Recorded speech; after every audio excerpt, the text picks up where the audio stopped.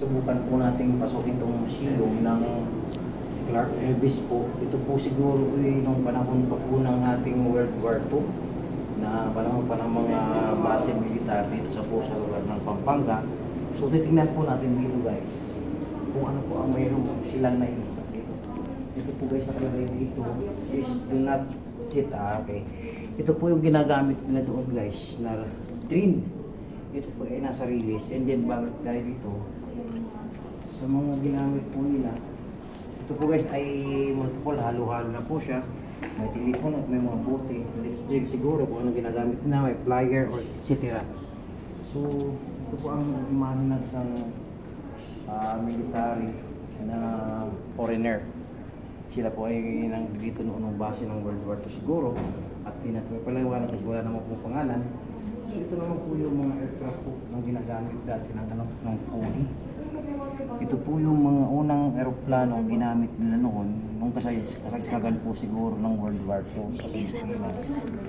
So yan po, and then tuloy-tuloy po tayo dito guys sa mga ginamit po nilang mga baril. Ito po yung engram na to guys, kung titingnan po ninyo, I don't know kung anong klase, 30 caliber po siya. Ito po yung W4. Hindi, ito po yung mga pin ng ano.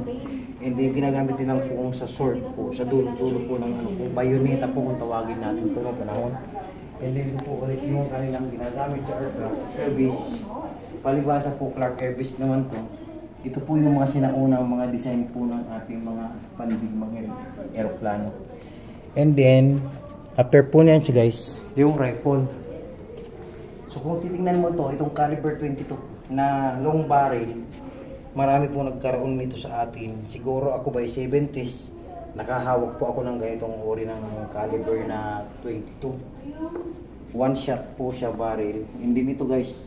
Ito yung laman loob niya. Pag tinanggal mo po yung pinaka sa barrel niya, ito po yung laman loob.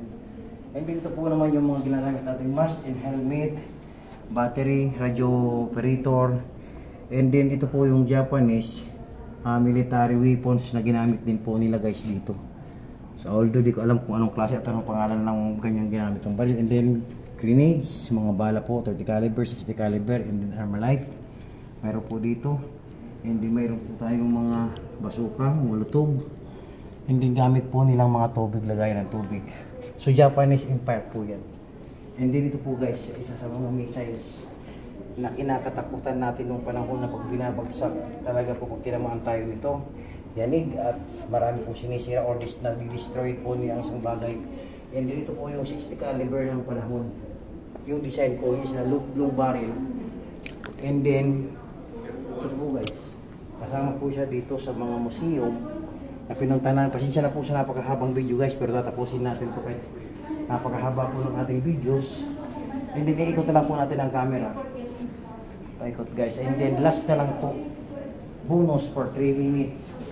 Ito po guys, yung mga klase ng rifle na to na siguro sa ngayon ay kung mayroon man po mag-operate na pwedeng gawin ito, so mahihirapan na tayo. Ito naman po yung pinaka-base ng ginagawit natin na missiles na pinababagsak natin. Din ito po yung 30-60, 30 caliber 60 din stand po para mapagana po natin yan. Ito po yung mga ginamit at pumutok na rin. So yan lang guys. And then mayroong one bonus for mount pinatubo before pong gumana ito. Ito po ang Pampanga, ito po ang Clark. Ito po ang kabuuhan ng buong Mount Pinatubo sumigat noong 1994, 90s. Ito po yung kanyang nangyari sa panahon natin.